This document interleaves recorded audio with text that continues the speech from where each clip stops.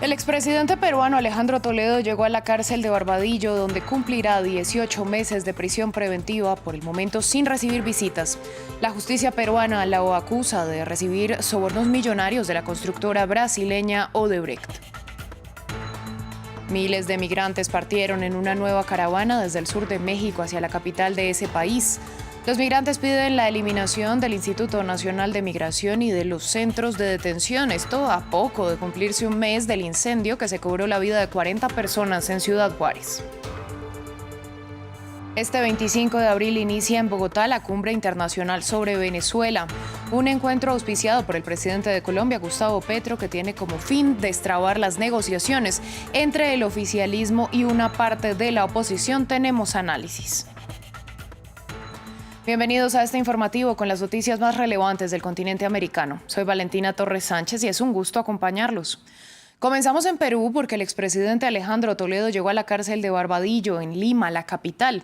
Allí cumplirá los 18 meses de prisión preventiva. El ex jefe de Estado, que lideró el país entre 2001 y 2006, fue extraditado desde Estados Unidos, donde residía tras haberse entregado a las autoridades.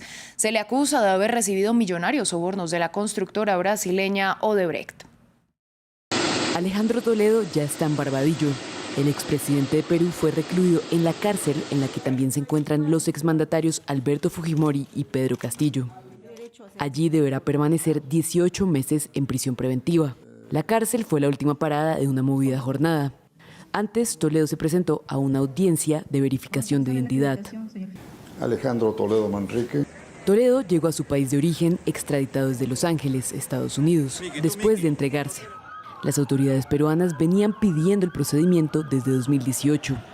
El exmandatario es acusado de haber recibido 35 millones de dólares en sobornos de la empresa brasileña Odebrecht, a cambio de favorecerla para construir la ruta interoceánica sur, que conecta Perú con Brasil.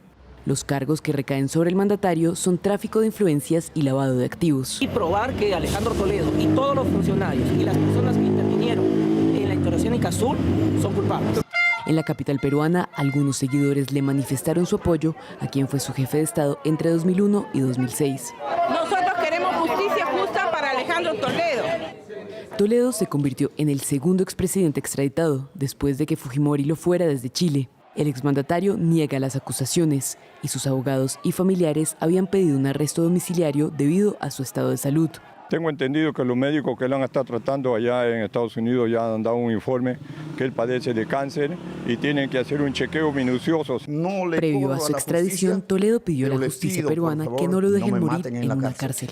Continuamos en México, donde una nueva caravana migrante partió desde Tapachula, en la frontera con Guatemala, hacia Ciudad de México. En esta ocasión, los caminantes no solo intentan alcanzar el llamado sueño americano, sino que también denuncian la precaria situación de los migrantes en México.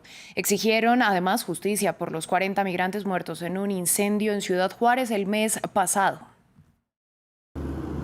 Un nuevo viacrucis con rumbo al norte. Y ese me hizo llegar a Estados Unidos para darle todo a mí. Unos 3.000 migrantes, en su mayoría venezolanos, partieron de la sureña ciudad de Tapachula, fronteriza con Guatemala, hacia la Ciudad de México. Allí intentarán acelerar los trámites de sus solicitudes de asilo en Estados Unidos. Los caminantes esperan llegar en unos 10 días a la capital mexicana. Pues ya darle para adelante, nada de rendirnos. ¿A dónde quiere llegar usted, Patricia? Pues a lo que todos queremos, hasta los Estados Unidos, luchar y luchar para un mejor futuro, para mi niña. Hay una que dejé allá en Honduras también. Los integrantes de la caravana también están exigiendo justicia por los 40 migrantes muertos en el incendio de un puesto de detención en Ciudad Juárez el pasado 27 de marzo.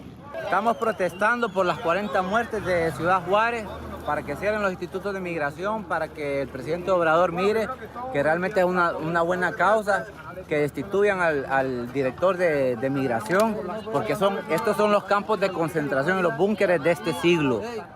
En este sentido, un jefe regional de la Autoridad Migratoria Mexicana fue detenido y acusado de presunto homicidio por el siniestro de Ciudad Juárez. El funcionario, identificado como Salvador González, dirigía el Instituto Nacional de Migración en el estado de Chihuahua. Se espera que la caravana llegue hasta la Basílica de la Virgen de Guadalupe. Según la Agencia de Protección de Fronteras y Aduana de Estados Unidos, en el año fiscal 2023, más de 1.200.000 migrantes llegaron a la zona limítrofe. En el año fiscal 2022, esa cifra superó las 2.300.000 personas. En Ecuador, la decisión del presidente Guillermo Lasso de autorizar el porte de armas a civiles divide a la población. Mientras unos se han inclinado por tomar clases de tiro para aprender a manejarlas, otros aseguran que ampliar la circulación de armas generará todavía más violencia. Nuestro corresponsal en Quito, Gustavo Ortega, nos cuenta la historia. Patricio Barragán comenzó a asistir a prácticas de tiro al blanco. El incremento de la criminalidad en Ecuador y la nueva ley que permite el porte de armas lo ha motivado a entrenarse para estar preparado ante un eventual suceso que ponga en riesgo su vida. Yo espero nunca estar en medio de uno de esos eventos, pero bueno, entre todo eso, prepararse no está de más. Perfecto, te felicito. José Bastidas es un experto en el manejo de armas. Tras la medida decretada por el Ejecutivo ecuatoriano, recibe centenares de llamadas de nuevos aspirantes que quieren aprender a disparar. El decreto exige contar con 25 años de edad, no tener antecedentes penales ni denuncias por violencia familiar y justificar la tenencia de un arma.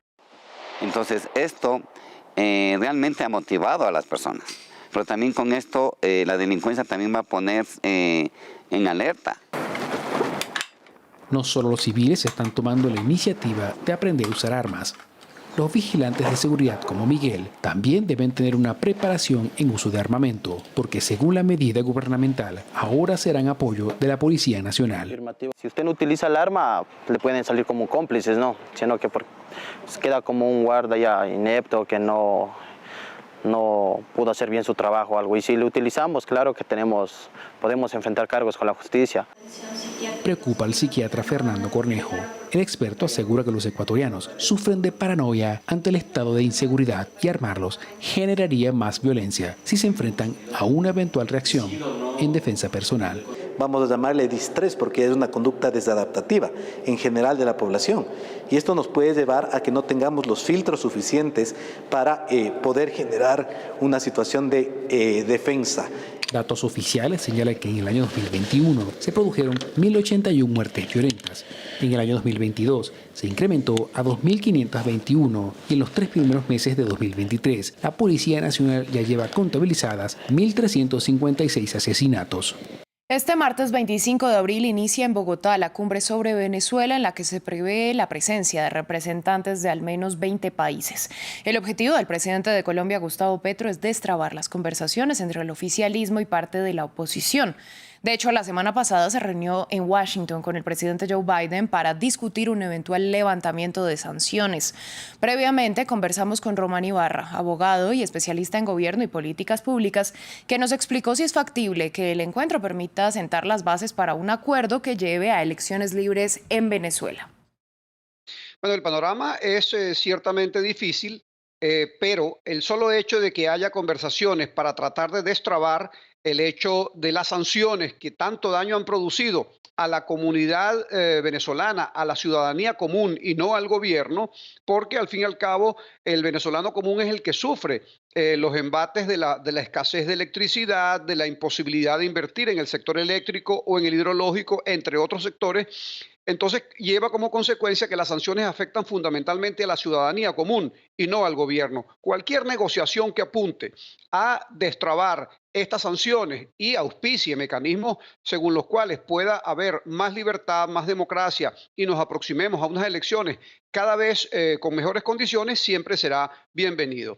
Además, también es notorio el hecho de que los Estados Unidos van a participar en esa conferencia, lo cual le da una amplitud mayor. También a los Estados Unidos le conviene que tanto en Colombia como en Venezuela haya paz. Estos mecanismos de entendimiento van a producir, Dios quiera, unos avances en el caso venezolano y Dios quiera que también algunos avances en Colombia, porque la paz de Colombia y la paz de Venezuela convienen a ambos países, pero también a los Estados Unidos, que siendo socios hemisféricos deberían estar interesados en que Venezuela y Colombia marchen juntos en acuerdo con las políticas norteamericanas y no lanzarlos en brazos de China y de Rusia, que es el peligro más latente que tenemos hoy por hoy.